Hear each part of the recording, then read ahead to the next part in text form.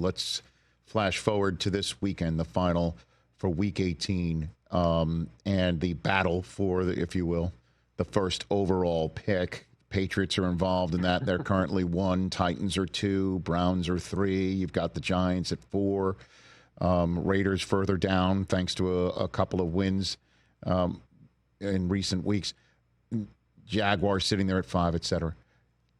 Name me the teams that you think are quarterback pickers in the draft, sitting there in the top 5 right now. All right, so keep that graphic up for me. Yes, Patriots are not. They've got Drake May. Titans, obviously, yes.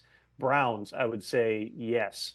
They know, even though they've got Deshaun Watson under contract for another 2 years, $92 million, they know they need alternatives. That could be a veteran, a rookie, or both, but they need competition for Deshaun Watson. The Giants, of course, absolutely. The Jaguars, in all likelihood, not, because they gave Trevor Lawrence $55 million a year last year. The Panthers right now, no. Bryce Young has had certainly a resurgence. The Jets at 7, the Raiders at 8. Those are both teams in that mix. So we're talking about 6 of the top 8 teams, Rich. And I think that one of the really fascinating things, and I don't, there's enough other stuff going on, and I don't dive into the draft really until I'm about to get on the plane to Mobile and be the sideline reporter for the Senior Bowl. That's just a couple weeks away, pal. That's right around the corner.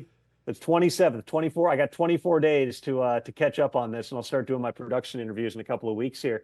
But I would say, just in my casual conversations with people within the league, there is certainly not consensus that there's going to be 1, 2, 3 quarterbacks that are all going up there in the top 5. In fact, some of the most commonly talked about names could end up, being projected lower than anybody realizes. The names that people bring up the most would be Cam Ward out of Miami as certainly a prospect. In another year, is he a top prospect? Maybe not, but this is this particular draft class. Shedeur Sanders, for a variety of reasons, is going to be a really fascinating overall evaluation. And, I've already talked to people within the league who don't have anything close to a first-round grade on the guy. He certainly has fans.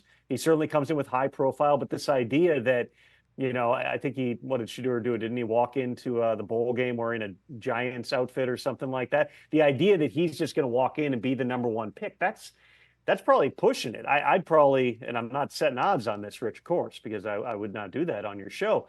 But, if I were guessing who comes off the board first, I'd say Shedeur is not the first Colorado player off the board as it stands today. Travis Hunter may be a generational type of player. Somebody may well fall in love with Shedeur Sanders. He could go number 1 overall. I would just say in my conversations, there is healthy skepticism among people in the league that when it comes to the end of this process and we get to that last week of April, that somebody's going to jump out there and use a really high pick on making him a franchise QB. Catch the Rich Eisen Show every single day on the Roku channel, 12 to 3 Eastern, for free.